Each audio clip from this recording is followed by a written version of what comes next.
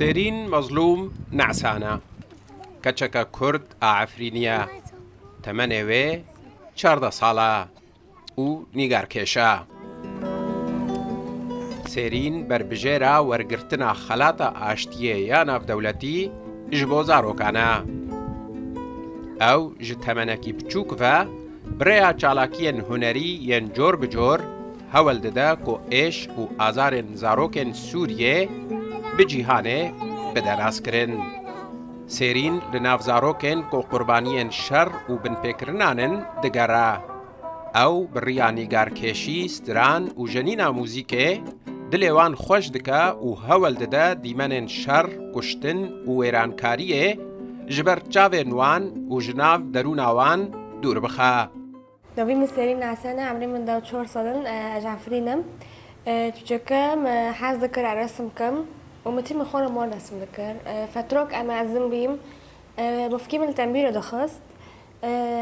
انه من تيمي مفكي خضرني شو التنبيره دخلت ومحاس كر اجي هونكي علاقه انه وكي مفكي هونكي انه التنبيره خينم وموسيقى بر حذكر ما احيانا التنبير ده ذكر يعني من نظن اللي خلصت بس محذكر موسيقى بفكي من هونكي مدي مش حاجه عندي هنا انه المعهد بسجلينم جام استاذ مصطفى بكر ما قال جيتار اختيار كر بفرچایا خویا رنگان اپچوک سێرین غەمگینیە ji ser rûyê zarokan radimale û bişirîn û girnijînê li ser lêvên wan diresmîne. خدنا من مشاجع عندنا هرم قشقنا مخيماته معاناته وانا ساكن انه انا شو حربي ودار وسادة كرن وهرم جوانورا يعني تشكي بكي انه بكيف بكم انه تشكي بكانن يعني اجرو كي يعني من رسمي ورسمي من جعسمي من يوني انه وانا بكي انه كيف كرن بدم ji ber çalakiyên wê yê li nav zarokan tora Sûrî ya mafên mirovan ew ji bo xelata aştiyê ya navdewletî ji bo zarokan berbijêrkiriye û ew hatiye qebûlkirin.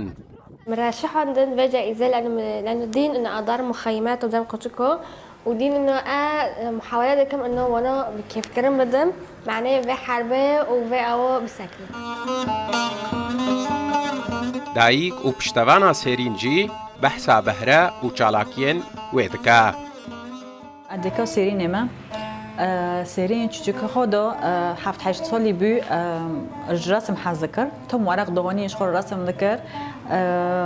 مساكر تبي موهبة رسم هاي حاسكر جرو التنمية مشون جم استاذ جم أنسي معني موهبة خو تنمية والحمد لله تشكي تطوير بي رن بي شيء خو دبر رسم رو تم دهات تعمير دست خود ذكر شخور عزف ذكر فما ساكر تدو وكي موهبة موسيقية جم من هاي أنا موسيقى حازكة فهاوجي حازكر يعني تنبير اللي خيني باشين كده دقوا أسك جيتار اللي خينم ماجرا جيتار قريب ما شون جم استاذ كي معهد اواز بداره استاذ مصطفى بكر استاذ جي ما شاء الله خود مره ورقت كر واكيد بين ساعته خوش 4 سال ناقزك الجام جندبي سێرین مەزلوم نعسان دێ ڕکابەریە لەگەڵ 170 زارۆکên ji tevahiya cîhanê li ser wergirtina vê xelatê bike. Xelata aştiyê ya navdewletî ji bo zarokan ji sala 2005 ve têbexşîn. Ew ji bo zarokekê têdayîn ku xebat di ber mafên zarokan de kiribe. Xelat ji aliyê komeleya hilgirên xelata Nobilê ve tê radestkirin. Hüseyin Umar, Rûdaw.